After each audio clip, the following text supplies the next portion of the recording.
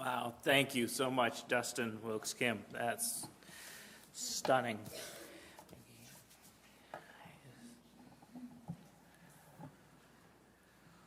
What are the requirements to be a good mother?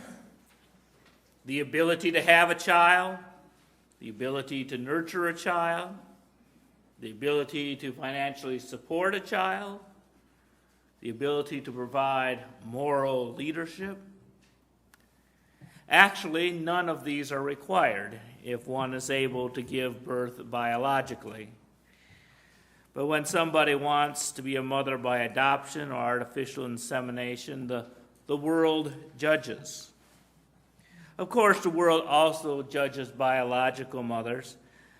There's always the pressure to be June Cleaver, the good mother. The typical Mother's Day card sets a standard for motherhood that few women can achieve. Yet every woman is expected to be an expert in these things. Sidney J. Harris was a columnist for many years. I used to read as a child, and I think he died when I was still a teenager, but he always piqued my intellectual curiosity in the midst of my backwoods upbringing.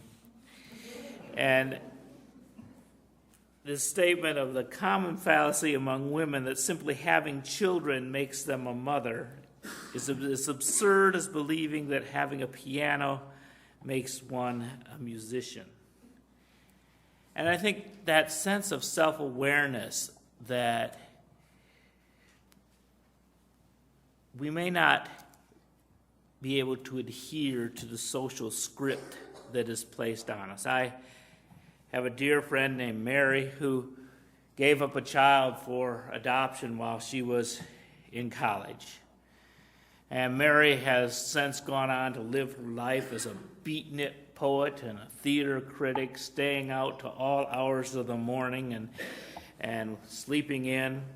Her house is decorated in early American used bookstore. You kind of have pathways through the piles. She was not ready for a child at 20, and things have not changed in the past 40 years. And she wrote a poem when she realized that an adult child might come look for her, and the poem ends that the girl would find her and see that there is no mother here.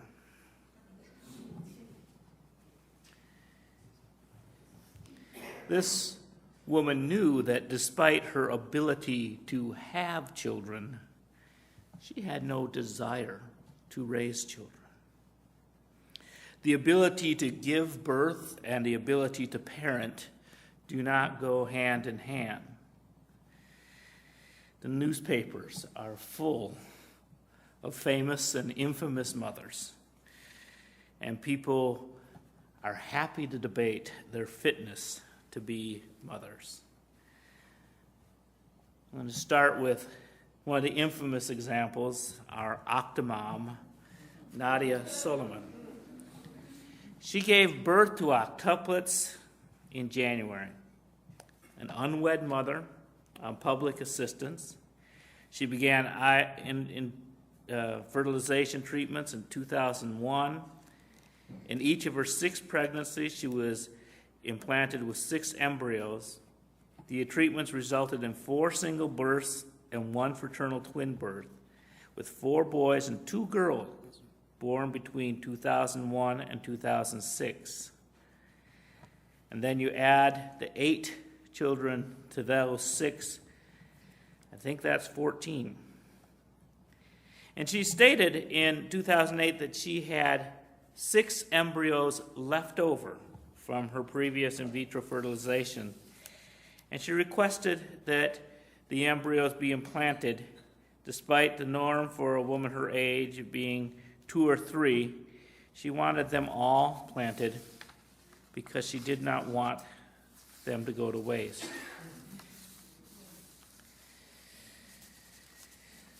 They did not want the frozen embryos to be destroyed. The 6 embryos were implanted, and 2 of the embryos split into twins, resulting in a total of 8. Her health and gestational status were followed after her first trimester, and 5 fetuses were evidenced just 1 month. And when offered the option of selective reduction, she declined. The questions raised by this are many.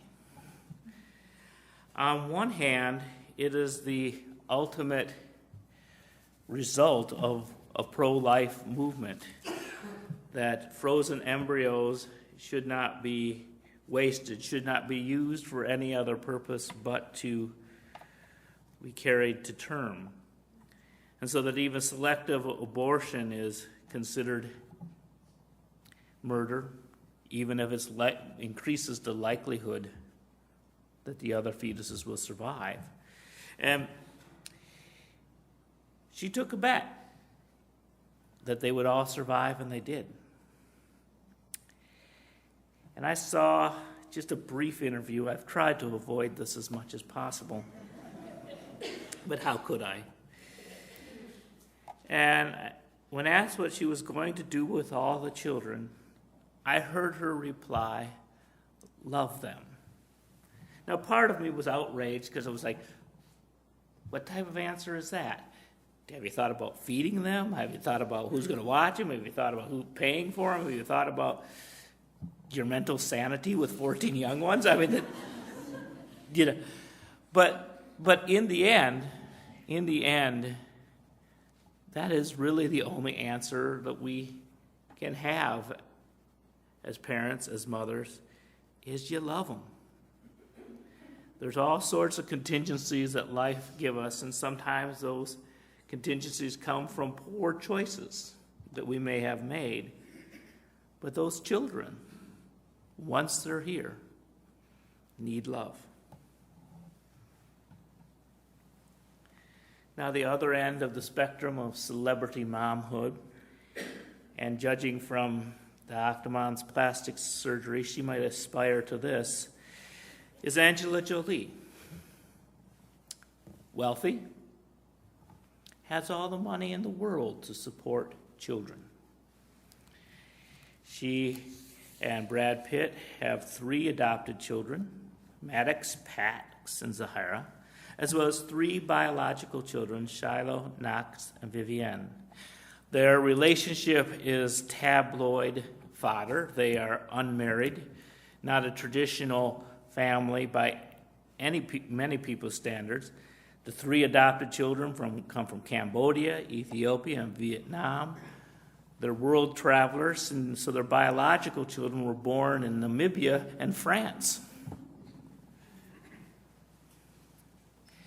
She sold the pictures of her biological children to news outlets and raised over $21 million for charity.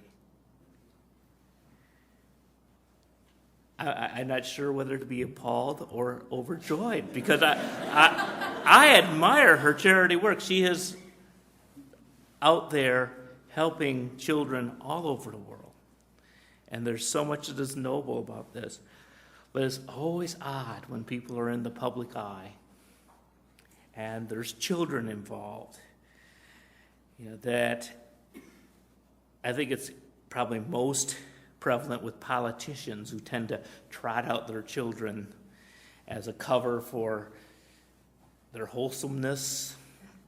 And Nancy Pelosi is a mother of 6, and it seems to be on her resume as if it was a political accomplishment.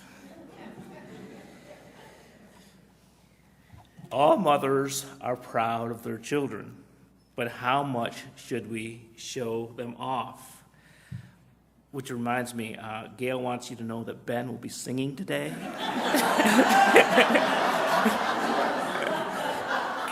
3 o'clock at Brindle Hall in Wake Forest.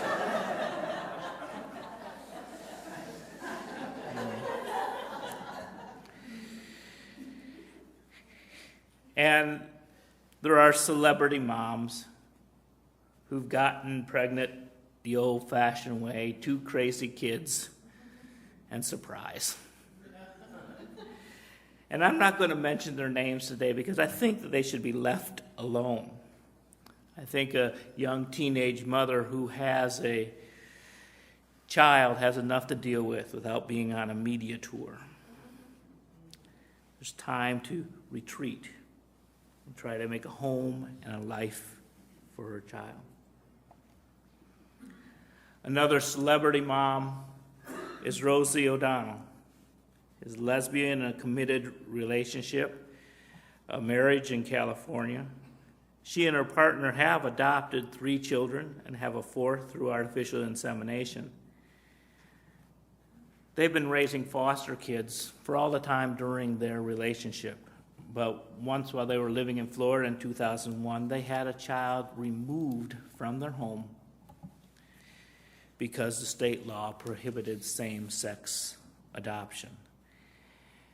And that was really what prompted her to make public the open secret that she was a lesbian, because she said, this is unjust, that loving parents should be allowed to care for children.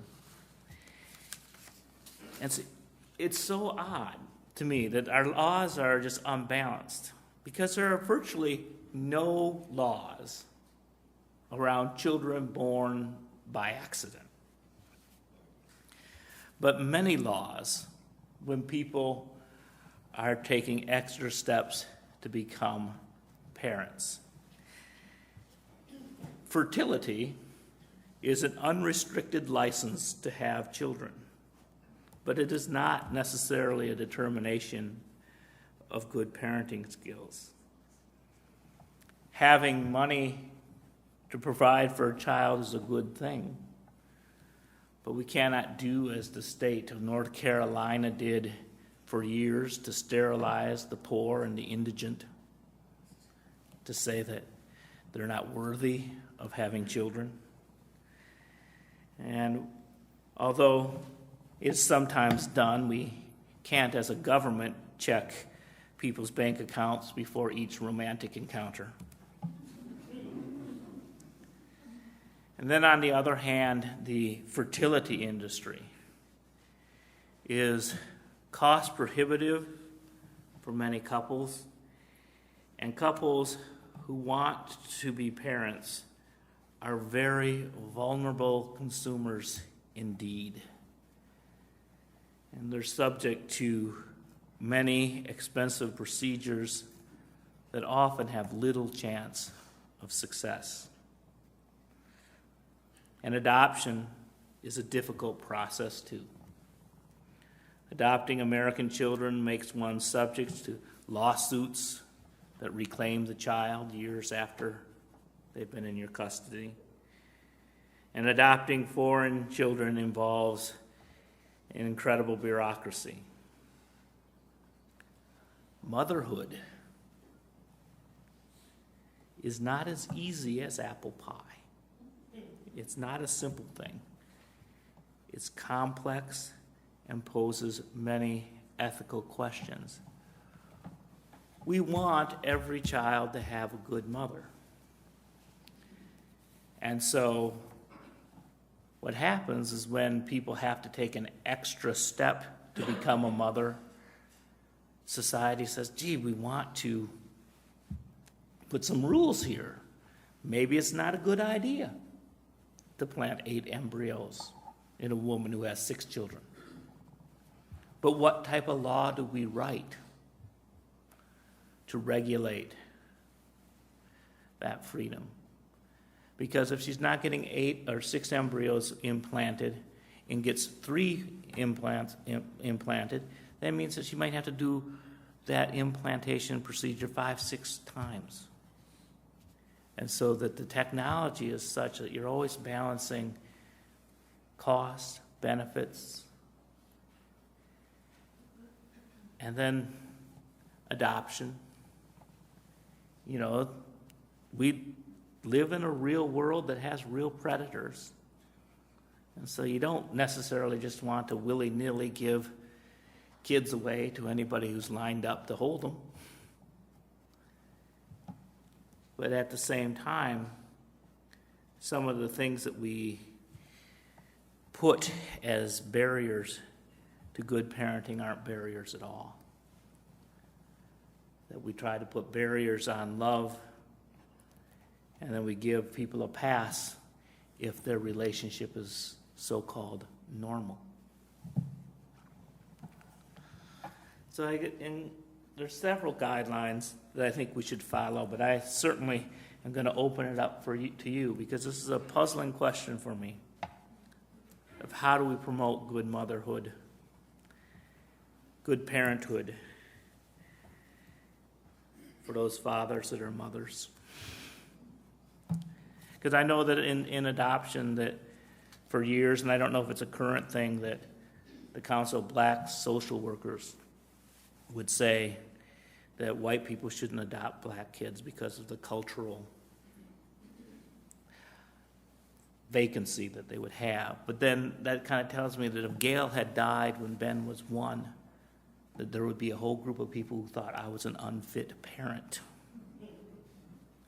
And so all these rules that we might make to say, gosh, this is in the interest of the child, they all have a dark side, a underbelly that turns things on its end. When we try to restrict fertility treatments, then are we restricting human freedom?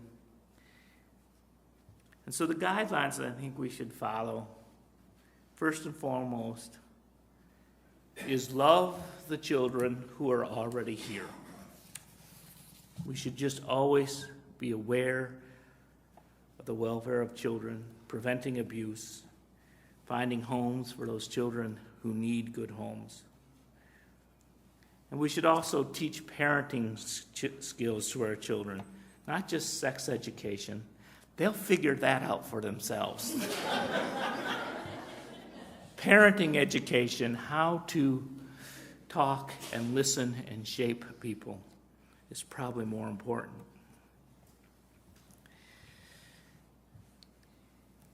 Adopt those children that need parents, perhaps even as an alternative to making your own. That's one of the things I just admire about the Jolie Pitt situation. It's like they're not adopting these children because they can't have children. They're adopting these children because they are aware that they can provide. And then also, let's plan the children we do create.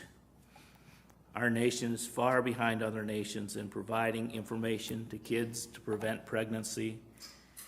And when a child is planned, and the parents are intentional about parenting, the outcome is more likely to be good.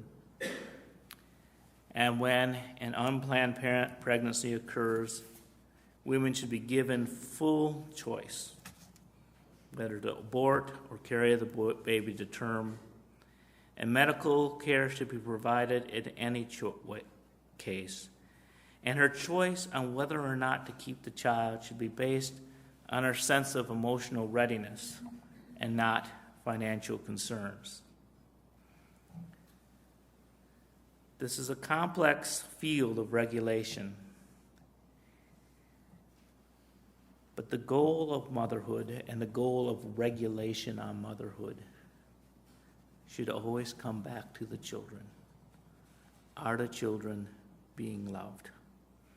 We have the biology and the technology to bring children into the world. Let us make the world we bring them into as supportive as possible. I open it up to your opinions on this very topic of motherhood.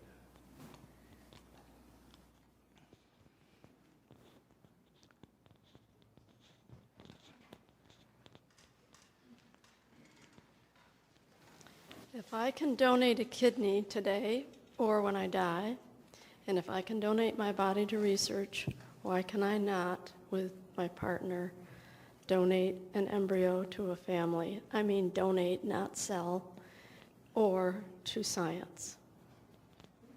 I don't know. saw a hand back there.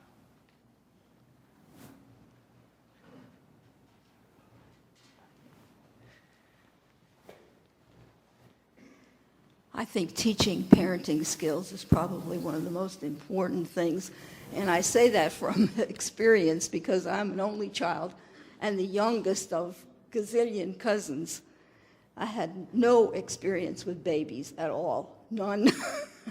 And all of a sudden I had one and had to learn how to take care of it and to mother, and it was not easy.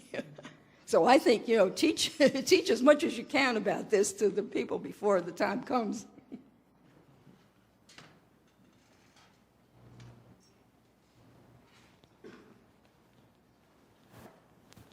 I wonder why there is an argument or a discussion between creation and evolution at our grade school level, and there's nothing taught at all about parenting and marriage.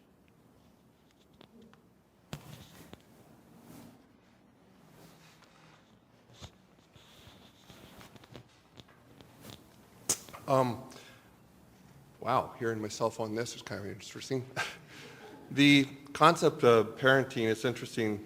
I think that when you're looking at parenting and mothers, so different styles, persons, I'm fairly educated, and I totally believe in parenting classes. I did the Dr. Spock, the one who basically is in the book, not the one who does the two hands, okay, fingers. I also did, I'm terribly literate with child psychology. My problem is my children have never read the books. And so they're constantly defying Dr. Spock and the books, and I try to point it out. I do show them the books. I think Bill Cosby is one of the ones who I tend to follow, if you ever listen to him on parenting issues. But one of the things that when I asked a friend of mine, and he actually fosters children, he has 14 children that he's fostered. And he takes children with special needs. He's really exceptional. And I just looked and I said, how am I supposed to do this? And he said, David, children have survived their parents for millions of years, and yours will survive you.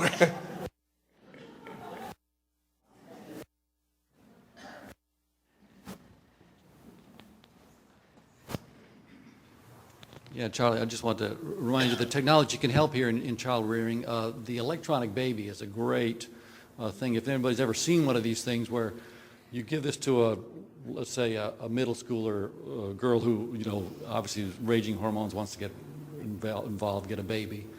And she has to take this thing home with her and hold it and care for it properly. Otherwise, it cries, and she has to feed it to make it stop crying. If she were to shake it, oh boy, all sorts of bells and whistles goes off. And the teacher knows all about this later. You can download the data as to how this girl managed the electronic baby. So this may be a nice little thing to really involve the school kids in more.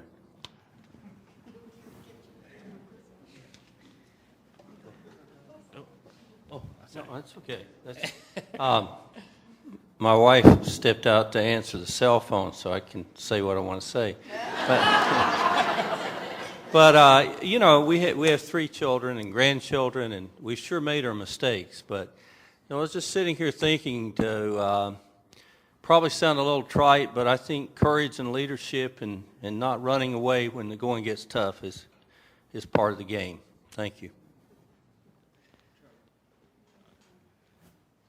I was thinking when you were saying about if Gail had died when Ben was 1. I have 2 friends in New Jersey, Orthodox Jews, gay couple, and they adopted. They now have 3 babies, which of course they're black babies because of the kids that nobody wants up there. So they keep adopting. And my thing was, like, I used to tell Ian, are you sure you want to do this? I mean, those kids, the black kids with the rainbow yarmulke, they go through Solomon Schechter school. It's like, make sure you have it. The black babies with the rainbow yarmulke, they go to Solomon Schechter school.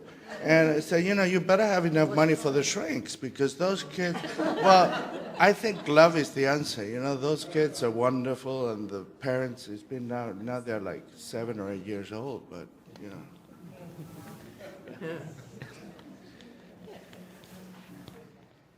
Well, I don't have children of my own, but I work with children a lot, and well, from what I've seen, I'm a big believer in that we really should have licensing for parenting. And I think one way to accomplish that would be that we require everybody who's going to have a baby to first have at least one puppy. And they're not allowed to get rid of the puppy in any way, and they're going to be closely monitored for any kind of abuse. So I think that would help.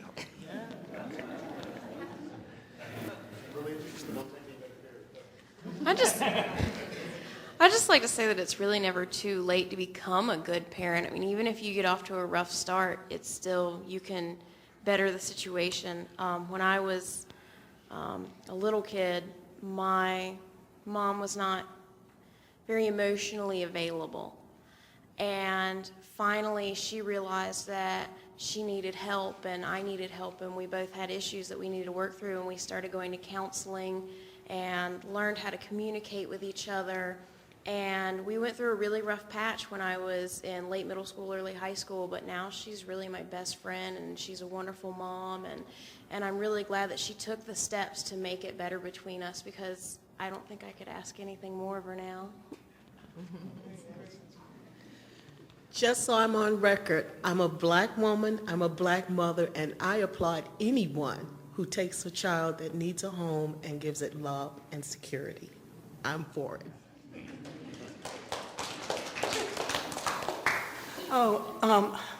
I brought up a very nice 35-year-old adult, and I have to say that my child-rearing guru was Mr. Rogers,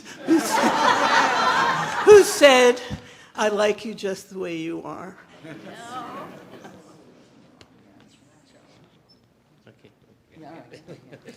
The choir's talking today. You were talking about biology and how, being a woman doesn't necessarily make you a good mother. I just wanted to point out that, well, men can't be mothers. A man can be a perfectly good mom. You actually don't need breasts, believe it or not. That's cute. I raised four children with a little help from my husband, from Daddy. But fortunately, I did not have to go to work when I was raising these 4 children. And I did a lot of volunteer work. I spent a great deal of time in the schools with PTA and volunteering. And I was a very busy mother. Ellen, who she knows what I'm going to say. Ellen is my number 2 daughter, and she's sitting right here. And one of the projects that she had to do in school when she was in elementary school was to draw a picture of what she thought her mother did at home, So she brought the picture home, and there I am laying in a chaise lounge in the backyard, which is actually what I used to do at 3 o'clock when the buses would come home. And I would wait for the kids to come down the street and greet them in the backyard. But this is what she thought I did all day long. So know that all mothers are underappreciated. Do something if you are fortunate enough to have a mother today. Do something to appreciate them. And maybe take a page from Mr. Rogers. Love them just the way they are.